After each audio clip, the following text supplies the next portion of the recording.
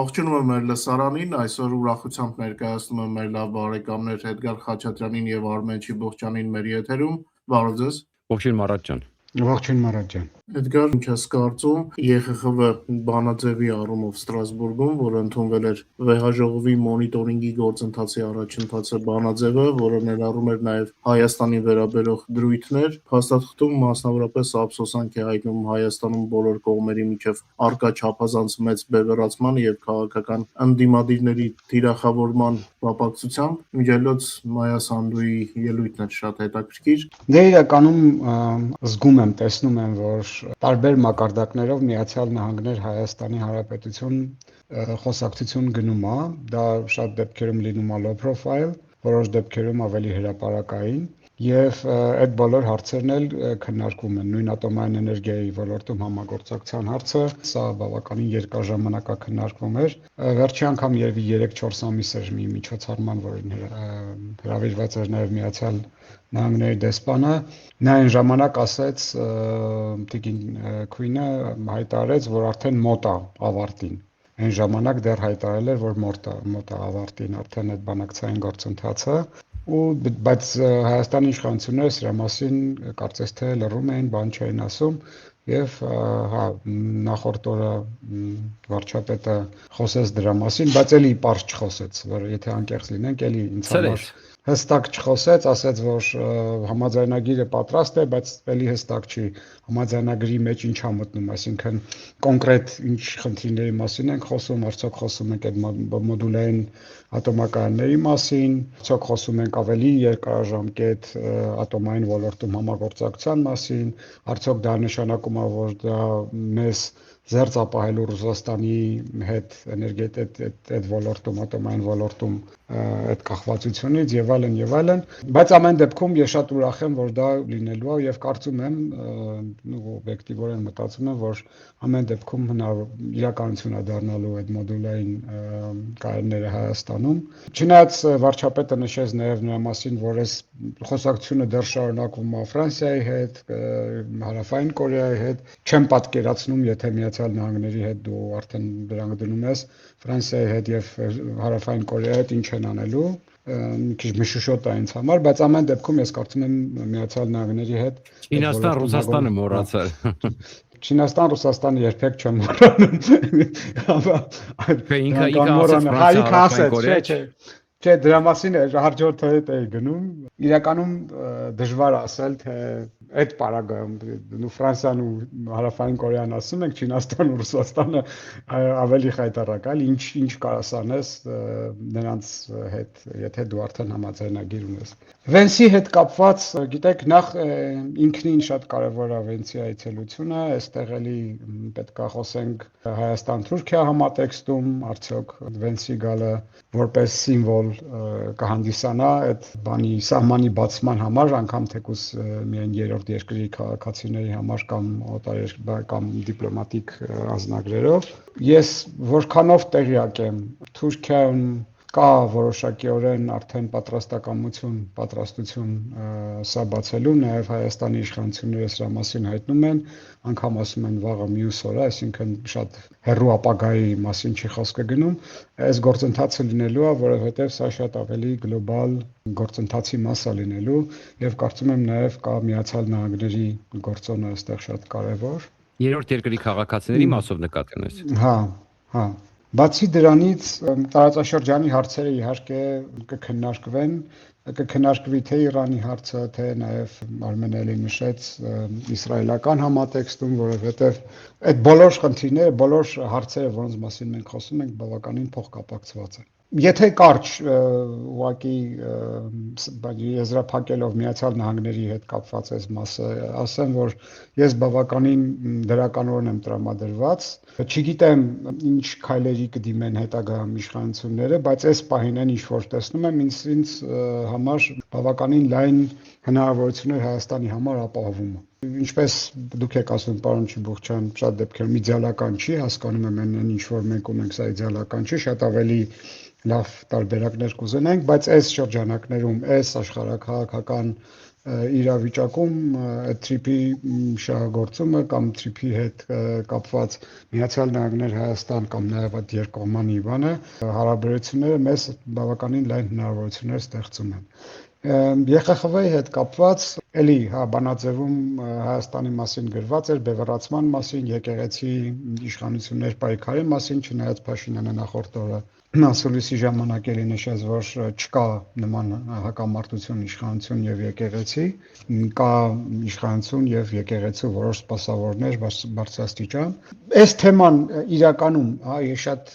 անկեղծ լինեմ, ինձ համար ամենաանհետաքրքիր թեմաներից մեկն է Հայաստանում։ Ամենաանհետաքրքիր թեմաներից, եթե ես ուշադրիր նայում եմ, ընդհանրենք հետևում եմ այդ միջազգային իրադարձություններին, տեսնում եմ ինչ երկրների հետ, ինչ բաներ է, ինչ հարցեր է լուծվում այսօր, ինչ աշխարհակաղակական լուրջ փոփոխություններ է տեղի ունենում, այդ եկեղեցու հետ կապված խոսակցությունները ինձ համար ուղղակի ժամանակի անիմաստ կորուստ են, անկեղծ եմ ասում, ժամանակի անիմաստ կորուստ են, մանավանդ որ հասկանում եմ, որ չեմ պատկերացնում ինչ հանգուցալուծում է ստանալու։ Ինչ հանգուցալուծում է ստանալու, թե կամ այդ հանգուցալուծումը օրինակ ինչ է տալու նույն քաղաքացիական պայմանագիր կուսակցությանը կամ հայ ժողովրդին առհասարակ, եթե խոսքը գնում է նրա մասին, որ մենք մաքրում ենք եկեղեցին, ուրեմն այն սպասավորներից, որոնք չեն հարգում կուսակրոնությունը կամ չգիտեմ քրիստոնեական արժեքները, չգիտեմ, դա այսօր հայ ժողովրդի համար ամենաակտուալ հարցն է, թե չգիտեմ։ Մի խոսքով, ԵԽԽՎ-ի բանաձևում ավելի շատ շեշտադրում եմ մի խոսքով դրված է այդ հասարակության բևեռացման մեջ, բայց անկեղծ եթե ասեմ, այդ բևեռացումը նման իրավիճակում շատ հասկանալի է ինձ համար, որովհետև անգամ այդ գոյություն ունեցող նարատիվները, հիմա որ ես լսում եմ չգիտեմ, այդ ռուսական ուժերից, այսպես կոչված հայկական ընդդիմությունից եւ ենթադրենք փոքր ավելի ժողովրդավար շրջանակներից, սրանք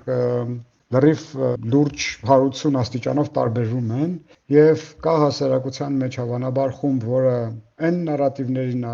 հավատում եւ կիսում եւ կան խմբեր, որոնք խոսում են ենթադրենք ավելի այդ ժողովրդավարության արժեքների,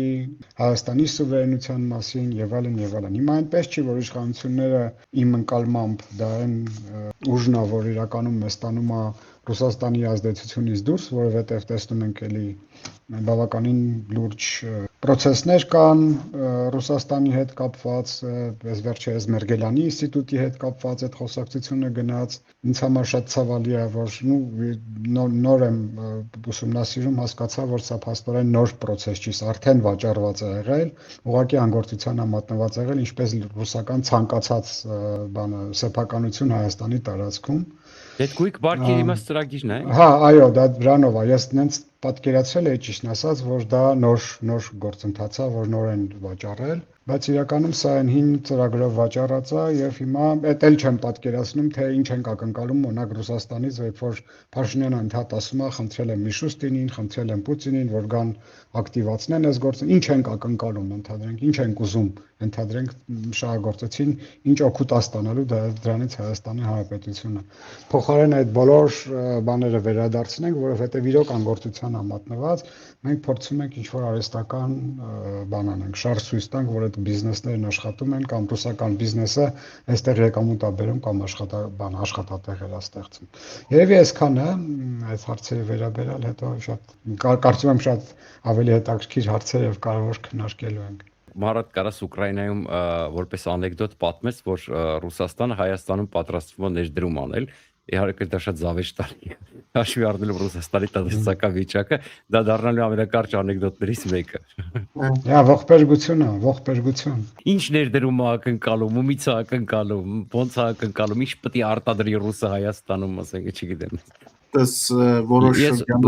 որոշ շրջանակներ լուրեր են տարածում, որ ինչպես Փաշինյանն էր ասում, օդում կախված լուրերով, հա, Փաշինյանը մտադիր է օգտագործել մայիսին կայանալիք Եվրոպական քաղաքական համայնքի 8-րդ գագաթնաժողովը, եվրոպական վեկտորի մասին Հայաստանի հայտարարություն անելու, հավատանք Խնդիրը հետևյալն է։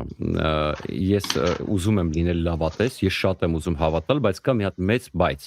Ինչքան էլ մենք հասկանում ենք, որ ամերիկացիները արդեն բացատրում են, ինչքան էլ հասկանում որ արդեն Իսրայելից էլ են սկսել բացատրել, որովհետև այդ ասում իրանց հավեսով չէր լինելու որ լինելու էր։ Մենք այդ կողմնորոշման մասին որ խոսում էինք, հենց այս օրվա մասին ենք։ Այդ օրը աստիճանաբար sense մոտենում է։ Բայց կա մի հատ մեծ բայց, որը կոչվում է Հայաստանի տնտեսություն, ինչպես նաև Էդգարը շեշտեց։ Այստեղ կա մի խնդիր։ Քոչարյանը երեք մի հետաքրքիր բան ասեց, որ այսինքն դա ստեղծության նաև Ռուսաստանի անունից սպառնալիք էր։ Քոչարյանը ասեց 10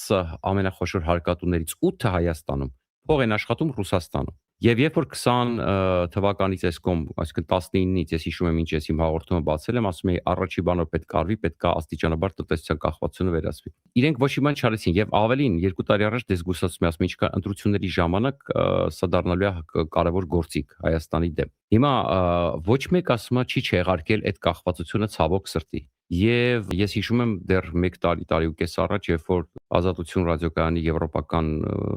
ուրեմն ծառայության ղեկավարը, եթե չեմ սխալվում, թե հայտնի կարծում ղեկավարն էր, որը շփվել էր Եվրամիության ղեկավարության հետ եւ նրանք ասել են, որ մենք մշտական վտավախություն ունենք, որ Նիկոլ Փաշինյանը կանի նույն բանը, ինչ որ Սերժ Սարգսյանը սեպտեմբերի 3-ին, հա։ Եվ սա ամբողջը տնտեսական կախվածության մասին է։ 10 խոշոր գործարանից դե 8 փող են աշխատում Ռուսաստանում եւ մենք տեսնում ենք Մարատինից լավ գիտի թե ոնց է Ուկրաինայի մասով շրջանցվում։ Ես էլ եմ անդրադարձել բազմիցս այդ թեմային եւ միջազգային մամուլին թե ոնց է ինչ փողեր է պատտվում եւ ոնց է շրջանցվում պատժամիջոցները եւ այլ այսպես շարունակ։ Այս դոլարային խաղերը Հայաստանը, որ sense ինչ որ դոլարը կտրուկ էժանանում է, ռուբլին որը բոլոր տնտեսագետները աշխարհի ասում են որ ռուբլին չի համապատասխանում իր արժեքին, ոնց որ սովետի ժամանակ էր ռուբլին ուռճացված, բայց ձեռքի վրայից առնում էին հավոր թանկ, հա, ասում են մի ռուբլին 60 կոպեկ է, բայց մի ռուբլին մի դոլարը 60 կոպեկ է, բայց մի դոլարը 10 ռուբլով էին առնում, ձեռքից կամ 25 ռուբլով էին առնում, չգիտեմ, հա։ Այս նույն պատմությունը ոնց է ստացվում, որ Հայաստանում ռուբլին թանկանում է։ Պարզա չէ, որ այստեղ Ռուսաստանի ձեռն է, ինչ որ մի բաների մեջ։ Հիմա աստիճանաբար եւ մի հետարքիր բան։ Վերջին շրջանում այդ Ոռնոցը խոսում է այն մասին, որ ամերիկացիները ավելի պարզ են սկսել բացատրել, որ տարբերակ չունեք, հենց այդ Սոլովյովյան եթերներում եւ ռուսական պրոպագանդիստների զգուշացումները արդեն ակնհայտորեն մտնենք գրավենք Հայաստանը վերցնենք հերիքախաղեր տակ տարբերակով խոսում այն մասին որ այդ կողմնորոշման պահը մոտեցնում են նաեւ ռուսները այսինքն մենք չգիտենք օրինակ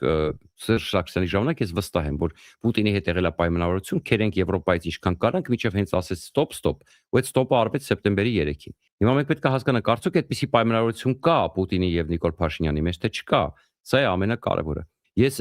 իրականում միակ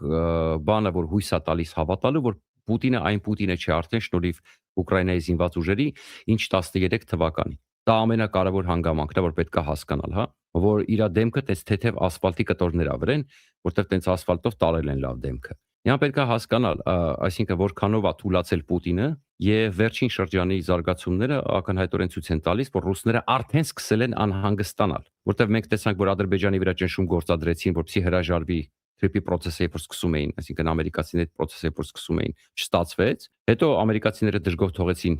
եւ թուրքերին եւ ռուսներին եւ ադրբեջանցիներին բոլորին կարող էին վերցրեցին իրանց ձեռը իրանց շահերը առաջ տանելու Հիմա պետքա փորձարվի բնականաբար, քանի որ արդեն թրիպի գործընթացը կոնկրետ Հայաստանում է սկսվում, պետքա Հայաստանի վրա ճնշում գործադրվի։ Հիմա որքանով կդիմանան այդ ճնշումները, ինչ կգործադրվի, ընտրությունների մասով, հա։ Տես դու հետաքրքիր բան ասեցիր, բայց մենք ունենք մի իրավիճակ, երբ որ մեր գլխավոր ընդդիմադիր ուժը, ընդհանրապես այդ եկեղեցու process-ը, որ ասում ես, չէ, ինչա կատարվում, այսինքն ըստ էության ինչ ստացան այդ եկեղեցու process-ը, ստացան Սամվել Կարապետյանի մի հատ մեծ PR մի հատ մեծ PR մեր ձևով եկեղեցու մոտից սա եթե իրանք Ռուսաստանի դեմ էին պայքարում այդ եկեղեցով ինչպես իրանք փորձում են անդադակնարկել հիբրիդային պատերազմ ռուսական գործակալներ չգիտեմ բայց ստացվեց այնպես որ եկեղեցու process-ը դարձավ Սամվել Կարապետյանի կուսակցության մի ամբողջ մեծ PR-ը եւ այսօր գլխավոր իրանք ակնհայտորեն սա տեխնոլոգիա է եւ ես ակնհայտ այդ տեխնոլոգիան տեսնում եմ եթե իրանք կողմնորոշվում են դեպի Եվրոպա Իրենք ամեն ինչ արեցին, որ պրոարևմտյան ուժերը ոչ միավորվեն, ոչ էլ առանձին օրակարգ տանեն։ Իրանք սազանդարացման process-ը շարունակեցին միջև վերջ, որպեսզի պրոարևմտյան ուժերը առանձին օրակարգ առաջ չքաշեն, առանձին ուժ չհանդես գան։ Փոխարենը իրենք իրենց ընտրեցին որպես ընդդիմություն իրենց PR տեխնոլոգիաներով մեր ձևով շարժումը։ Հիմա եթե մենք նայում ենք ոնց կարող է Եվրոպա գնացող ուժի խորհրդարանում լինեն բալանսավորողներ ռեգիոնալիստներ եւ ակնհայտ ռուսական գործակալներ կամ ռուսական ուժեր, հա, Ոնց է Եվրոպան մեզ ընկալելու այս պարագայում։ Սա մեծ խնդրեմ է։ Դրա համար ես շատ եմ ուզում հավատալ Մարատ ջան, ես շատ եմ ուզում ուրեմն դրական տրամադրվել, բայց ակնհայտորեն process պետքա տեսնենք։ Հիմա տես, երբ որ գալիս է JD Vance-ը, երբ որ միջուկային խաղապայմանագիր են կնքում խաղաղ էներգիայի օգտագործման հետ կապված, այսինքն տգիտություն է, չէ, եթե դրանից հետո դու գնաս Չինաստանի հետ պայման, դա նշանակում է դու ուղղակի գցեցիր ամերիկացի, Թրամփին գցեցիր, որտեղ եթե դու չես կնքելու իր հետ ատոմակայանի պայմանագիր մոդուլային փոքր ռեակտորների, ինչ ես հանում այդ արգելքները, ինչ ես կնքում խաղաղ էներգիայի։ Գուցե ամերիկացիներին շատ են խնդրի աղաչե, որ բեր ընտրություններից հետո հրապարակենք հիմա սա ստորագրենք, հասկանում ես, այսինքն ձեն չհանենք Պուտինը շատ չջղայնանա այս պահին գուցե, բայց ակնհայտորեն եթե դա ստորագրվում է, նշանակում է ամերիկացի կպնդել են, որ պետք է իրանք վերցնեն մեր էներգետիկայի, որտեղ հատկապես հիմա գիտես, AI ոլորտի հետ կապված, այդ կրիպտո արժույթների հետ կապված, Թրամփը շատ հետաքրքրված է էներգետիկայի զարգացմանը, իր համար, ասենք, կարևոր իր ազդեցության երկրներում կոպիտ ասած կամ բարեկամ երկրներում, հա։ Ակնհայտ է, որ իրենք Հայաստանը ուզում են սարքել բարեկամ երկիր եւ ակնհայտ է, որ իրենք դեմ չեն մեր մերձեցմանը Եվրամիության հետ։ Բայց վերջում էլի եմ ասում, խոսույթ եմ նկատում, որոնք հույս են տալի։ Օրինակ նույն որ երեք Արադ Միրզոյանը երեք շարաչորը խոսում խոսեց Եվրամիության սահմանային կառավարման մասնակցելու հետ կապված։ Իսկ Թրիփը նույնպես սահմանային կառավարում աստեյության։ Ինչը մենք էլի պնդում էինք ամիսներով, որ պետքա Եվրամիությունը գա մասնակցի անպայման, որպեսզի թուրքերին, ադրբեջանցիներին ձեր սպահվի այս process-ից։ Բայց ինչը ես ուզում եմ տեսնել միջև այդ ուզում եմ տեսնեմ հստակ քայլեր։ Օրինակ, ատոմակայանի պայմանագիր։ Հիմա ասում են, որ երեք նույն ԿՊ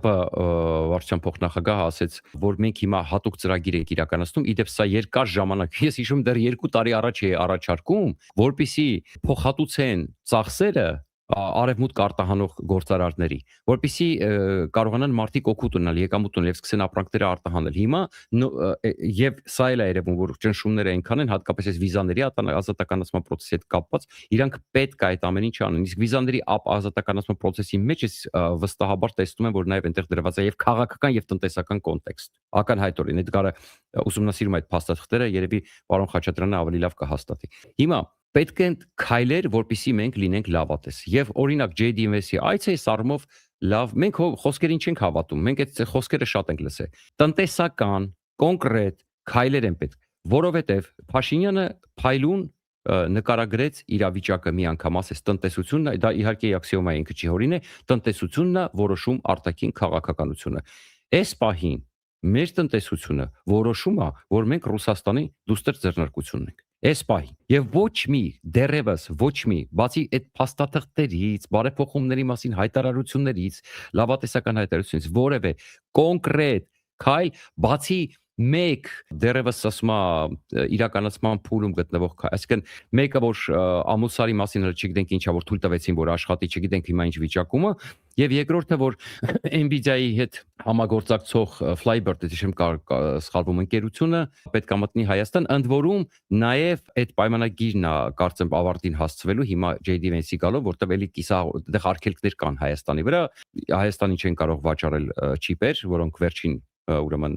վերջին տեխնոլոգիա, վերջին ոնց է կոչվում, վերջին level-ի չիպերն են, այսպես ասած, հա, եւ այդ արկելքները պետքա հանվի եւ ենթադրում եմ վերջնականացման փուլում կլինի նաեւ այս պայմանագրի JD Vance-ի այցը, բայց դա շատ փոքր աննշան քայլեր է, երբ որ քո տնտեսության մեջ սարսափելի տարբերություն է Ռուսաստանի հետ առևտրաշրջանառության եւ արևմուտքի հետ արևելաշրջանառության միջև։ Հետեւաբար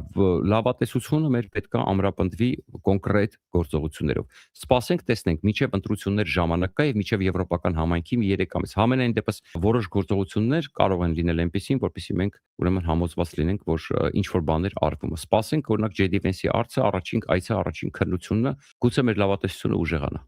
Էդգար, մեր նախորդ եթերը քո հետ նոյեմբերի 15-ին էր։ Կուզեի քո կարծիքը իմանալ ինչ է փոխվել Հայաստանի Եվրամիության հարաբերություններում։ Մի շարք հայտարարություններ լսել ենք, նաև տխրեցնող հայտարարություններ ենք լսել։ Նաև կուզենայի քեզանից իմանալ ինչ է սպասում Երևանում կայանալիք եվրոպական քաղաքական համայնքի գագաթնաժողովից։ Պարզ է, որ սա հատուկ Հայաստանի համար ստեղծված ձևաչափ չէ։ Պարզապես այս տարի Հայաստանն է հյուրընկալում, ինչը մեզ համար շատ մեծ պատիվ է։ Օրինակ, սպասում ես ազգային պետությունների առաջնորդների այցին, ասենք Մակրոնի, Մերցի, Մելոնիի այցին, կամ ասենք Լեհաստանի նախագահի, երկրներ, որոնց քարտիքը, որոնց հանրության եւ քաղաքական կարծիքը Հայաստանի համար շատ կարեւոր է։ Ինչու՞ չէ նաեւ Զելենսկին միգուցե կարողանա այցելել այդ առիթ է նաև Զելենսկու այցի համար։ Չէ, բայց դա կլիներ իրականում շրջադարձային։ Սա ինձ համար Զելենսկու այցը կնշանակեր Հայաստանի հաստատակամությունը այդ եվրոպական ճանապարհով գնալու։ Անկեղծ, եթե խոսում ենք ցուցիչների մասին, այս է ինձ համար ցուցիչը, որ մենք որպես պետություն նոր մարատասից մտքովս չեր անցել, գիտես, նոր ջոգեցի, որ դա շատ կարևոր է, թե Զելենսկին վստահի գա, դա լուրջ թեմա է։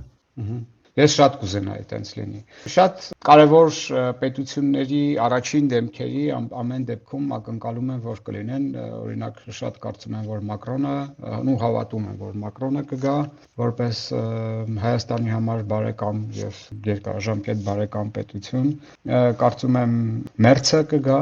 բայց սրանք գիտեք ենթադրություններ են, Մարատ ջան, ես չեմ սիրում սովորաբար այդպես ենթադրությունների ոլորտ մտնել։ Կարծում եմ, այստեղ շատ կարևոր գործոն լինելու են, որ անգամ Եվրոպայի միության անդամ պետությունների համար այս Հայաստանի հետ նոր գործընթացը նաև շատ կարևոր է աշխարհաքաղաքական տեսանկյունից էլ, այսինքն դա է պատճառը, որ նրանց ուշադրության կենտրոնում է եւ շատ այդ ուշադրությունը ես շատ զգում եմ նաև այցելելով շատ դեպքերում Բրյուսել, եվրոպական շատ երկրներ, այս ուշադրությունը ես տեսնում եմ անգամ եթե ընդհանրենք այնտեղ իշխանությունն է փոխվում, տարբեր ուժեր են գալիս քաղաքական ամեն դեպքում այդ Հայաստանի նկատմամբ ուշադրությունը հավանաբար սա ավելի պայմանավորված է աշխարհաքաղաքական լայնորոշ գործընթացներով, ոչ թե ընդհանրենք բանի։ Նաև պայմանավորված է Հայաստանի որոշակի այդ ժողովրդավարական գործընթացները պահպանելու բանով։ Սա շատ կարևոր է Հայաստանի համար ժողովրդավարությունը պահպանումը առաջնային խնդիր է։ Եթե Հայաստանը ժողովրդավար չլինի, Հայաստանը ուղղակի կվերանա, անկեղծ իմ ընկալմամբ, որովհետև սա է դարձնում Հայաստանին որոշակիորեն կղզյակ։ Հիմա խոսքը նրա մասին չէ, որ ես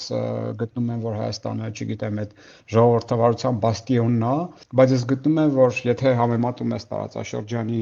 պետությունների հետ, Հայաստանում այդ ժողովրդավարական գործընթացները կան, եւ սա շատ կարևոր է նաեւ ընկալման համար, արտաքին աշխարհի կողմից ընկալման համար կարևոր գործոն է։ Կարծում եմ նաև այդ բացի այդ նրանից, որ այդ հետաքրքրությունը կա, շատ կարևոր բանի մասին խոսեց Արմենը, արդյոք մենք այսօր գործ ունենք նույն Ռուսաստանի հետ, ինչ ենթադրենք 4 կամ 5 տարի առաջ էր, ակնհայտ է, որ չէ, եւ ես խոսքը գնում է ոչ միայն քաղաքական կշռի մասին, աշխարհաքաղաքական կշռի մասին, նաև տնտեսական վիճակի մասին։ Այսինքն կարծում եմ նաև Հայաստանի իշխանությունների համար շատ պարզ, որ այդ տնտեսական կախվածությունը մի պետությունից, որը ունի տնտեսական ապագա, հա, ամենայն դեպս անկախ նրանից թե երբ է պատերազմը ավարտվում,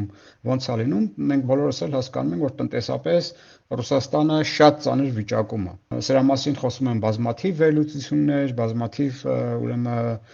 գործընթացներ, որ մենք տեսնում ենք, չգիտեմ, այնտեղ հարկերի բարձրացումներ, գիտեք, ծանոթների հետ եմ խոսում, հասկանում եմ տենդենսները, հասկանում եմ շատ դանդաղ է այդ ամեն ինչը արվում։ Միանգամից չեն անում, որովհետև հավանաբար, որպեսզի լայն տենց դժգոհություն չառաջացնեն, բայց գործընթացներ գնում են, բիզնեսներն են տուժում, բիզնեսներ են փակվում, ռեստորաններ են փակվում, այսինքն բոլորի համար էլ հասկանալի է, որ գործընթացներ գնում են, եւ այս պարագայում այստեղ շատ կարեւոր նաեւ գործոն կա, որ չէի ուզենա անտեսել, Հայաստանն է շատ տնտեսապես Ռուսաստանի համար կարևոր։ Եվ նաև սա է պատճառը, հա, որովհետև հասկանում ենք, որ Հայաստանի միջոցով նաև այդ հետ խորհրդային շատ երկրների միջոցով Ռուսաստանը փորձել է այս վերջին տարիներին շրջանցել այդ սանկցիաները, փորձել է որոշակիորեն այդ կրկնակի էքսպորտի բանի միջոցով որոշակի ստաբիլություն ապահովի եւ կորցնել ցանկացած նման պետություն Ռուսաստանի համար շատ վտանգավոր է։ Այսինքն ինքն է զրկում իրան մեխանիզմներից իր տնտեսության ընդհանրենք այդ բացերը լրացնելու։ Եվ իմ կարծիքով այս շատ ավելի ագրեսիվ բան է խոսույթները, որ մենք լսում ենք Ռուսաստանից, հենց պայմանավորված է նրանով, որ իրանց մոտ էլ վախ կա։ Վախ ոչ միայն կորցնել այդ աշխարհաքաղաքական իմպերիալիստական ազդեցությունը տարածաշրջանի նկատմամբ, այլ նաև շատ կոնկրետ եւ զգալի եւ շատ չափելի վախեր, որոնք բանը կապված են տնտեսության հետ, հա, սա ակնհայտ է։ Եվ նաև խոսույթից այդ այսպես կոչված ընդդիմադիր ուժերի թե Քոչարյանի ինչ էր բանի մեր ձևովի, հա։ Մենք այնտեղ լսում ենք, որ տրիպը առանց Ռուսաստանի ոչ մեկին պետք չի, մեզ պետք է Ռուսաստան, Չինաստան, այսինքն սա այն խոսույթներն է, որը Ռուսաստանը այս դերակատարների միջոցով փորձում է անդադ բան անել, տարածել Հայաստանում։ Կարծում եմ Հայաստանի իշխանությունները հասկանում են, որ վստահության տեսանկյունից երկարաժամկետ վստահելի չի Ռուսաստանի տնտեսությունը։ Բայց ելի բոլորս էլ հասկանում ենք, որ կան տարբեր ուրեմն գործոններ, որոնք ամեն դեպքում ստիպում են իրենց, համենայն դեպս իրենց բանով վկայությամբ, որոնք ստիպում են այդ հարցում մի փոքր ավելի զգուշավոր լինել եւ խուսափել ուրեմն տնտեսական կոլապսից, տնտեսական ճգնաժամից Հայաստանում, եւ ես կարծում եմ սա շատ ավելի ակտուալ է եղել ընտրությունների նախաշեմին, որովհետեւ այդ մեծ կոլապսները, մեծ տնտեսական շոկերը կարող է բերեն ընտրություններից առաջ բավականին մեծ դժգոհության, անգամ այն շրջանակներում, ովքեր որ ընդհանրեն խոսում են ժողովրդավարության մասին եւ այլն։ Դրա համար կարծում եմ մինչեւ ընտրությունները նման կտրուկ գործողությունների չեն գնա։ Սա հիմա չի նշանակում, որ ես հավատացած եմ, որ ընտրություններից հետո շատ ավելի կտրուկ են գործելու իշխանությունները, ցավոք սրտի ես էլ չունեմ այն ցուցիչները, որոնք վկայեն նրա մասին, որ մենք հիմք ենք ստեղծել դրա համար, որովհետև այստեղ շատ կարևոր է հիմք ստեղծել նման գործընթացի համար։ Դու չես կարող իրականում օբյեկտիվորեն, էլի չես կարող մեկ գիշերվա ընթացքում որոշես ու ասես վերջ դուրս եմ գալիս Եվրասիական տնտեսական միությունից եւ այլևս ուրեմն իմ տնտեսությունը զարգացնում եմ անկախ կամ Եվրոպական միության բանի շուկայի պահանջներին համաձայն։ Դու պետք է այդ քո ամբողջ բիզնես դաշտը, քո ամբողջ տնտեսությունը պատրաստեիր մինչև այդ քայլն անելը, ես չեմ գտնում, որ այդ ուղղությամբ լուրջ աշխատանք արվել է։ Օբյեկտիվ լինելու համար ես հասկանում եմ, որ Հայաստան-Եվրամիություն ուրեմն հարաբերությունները բավականին լավ զարգանում են, բավականին լուրջ պրոյեկտներ իրականացվում են։ Բավականին նաև այդ խաղաղության ֆոնդից այդ գումարը, դրա մասին դեռ արդեն ծեծված է, շատ ենք խոսել, դրանք էլ տենց փոքր ցուցիչներ են, որ Եվրամիության կողմից կա մեծ ուրեմն հետաքրքրվածություն Հայաստանի հետ աշխատելու եւ կարծում եմ, գիտեք, նաեւ Միացյալ Նահանգների կողմից որ դրա մասին խոսում ենք, նաեւ Միացյալ Նահանգներն են կարծում փորձում են հասկացնել Հայաստանին, որ մենք չենք բացառում Եվրոպական միության հետ ձեր ուրեմն կապերի սերտացումը եւ ուժեղացումը,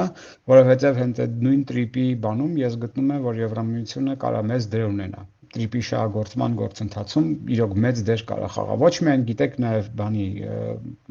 սովորաբար խոսում ենք ինֆրաստրուկտուրայի կառուցման, որովհետև դժվար թե Միացյալ Նահանգները այտենց մեծ ֆինանսական ներդրումներ անեն, իսկ Հայաստանի համար շատ կարևոր է իրականում այդ ենթակառույցները զարգացնելը։ Եվրամիությունը այդ մեծ դերը կարող է ստանձնել, բայց նաև ինձ համար շատ կարևոր է քաղաքական գործոնը։ Քաղաքական ներգրավվածությունը եւ քաղաքական մասնակցությունը Եվրոպական միության Հայաստանում տեղի ունեցող գործընթացների ուրեմն շուրջ։ Այստեղ մի նաեւ կարևոր տարր կա, որ չպետք է մոռանանք, նաեւ այդ Հայաստան-Ադրբեջան ուրեմն հարաբերություններն են եւ Եվրամիության հետ համագործակցությունը նաեւ պետք է դիտարկեն մի քիչ նաեւ այս համատեքստում, որովհետեւ եթե օրինակ կարծում եմ մի քանի տարի առաջ Ադրբեջանի կողմից շատ մեծ էր ճնշումը Հայաստանի նկատմամբ, որպեսզի Եվրամիությանը, Եվրոպայի միության անդամ պետություններին թույլ չտան մտնեն բանակցային գործընթաց, որովհետև իրենց համար շատ ավելի կոմֆորտ վիճակ էր ունենալ Հայաստանի հետ ուղիղ խոսակցություն, որտեղ իրանք կարողանում էին թելադրեն եւ ըստ էության հաղթողի իրավունքով իրենց պատկերացմամբ թելադրում էին այն կանոնները, որը իրենց համար ավելի բան էր։ Հիմա ես որքանով էլի հասկանում եմ էլի բազմաթիվ շրջանակների հետ խոսելիս Ադրբեջանի, նրանք գտնում են, որ Հայաստանը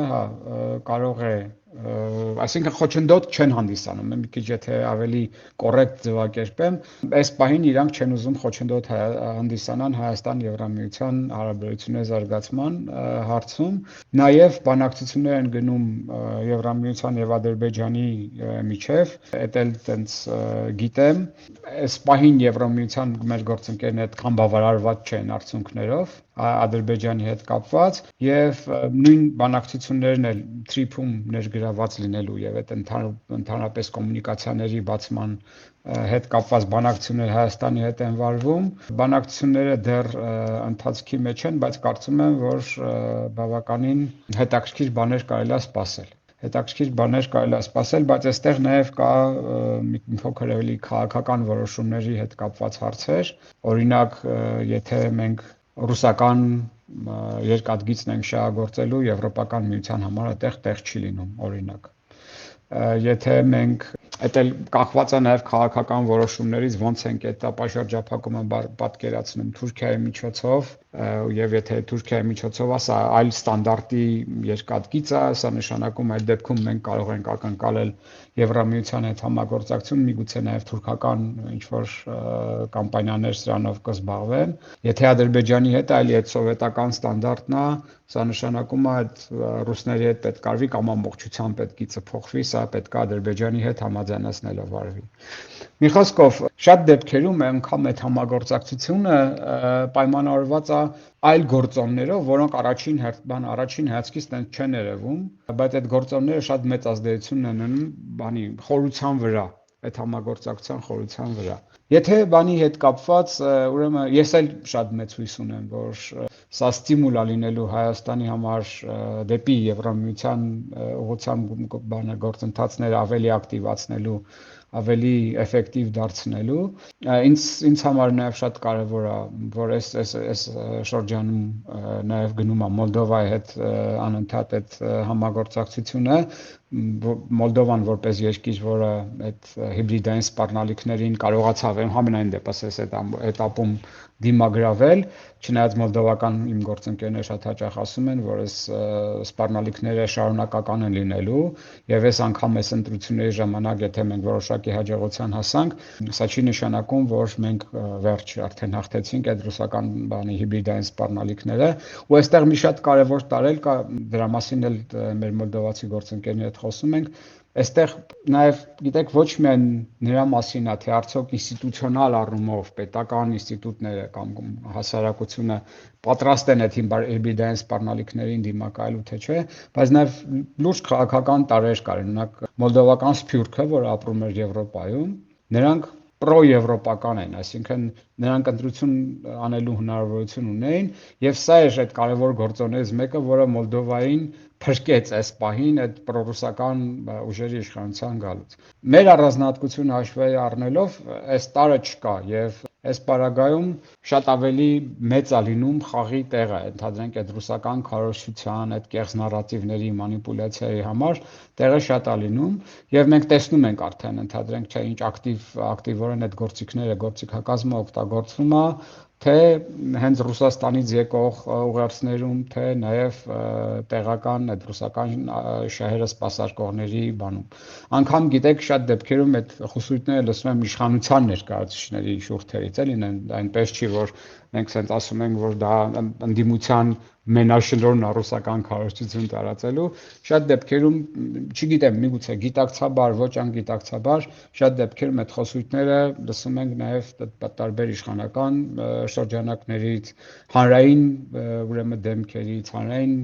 մամուլից եւ այլն, ինչը շատ բարդ է դարձնում, նաև գիտեք, եթե ժամանակ ունենք Մարատ ջան, մի կարևոր տարի մասին էլ ասեմ, հավանաբար գիտեք Հայաստանը այն երկրներից մեկն է, որտեղ որ այդ դիմադրողականությունն է խախտվել հասարակության, այսինքն այդ շեմը ընկալման, հա, ընդհանրենք թե սա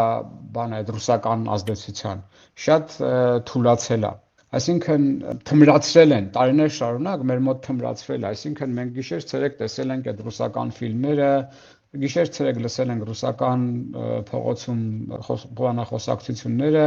մինչև հիմա ռուսական ալիքներ են նայում, այսինքն շատ որպեսի քո մոտ սրվի այդ ընկալումը, որ դա սպառնալիք է,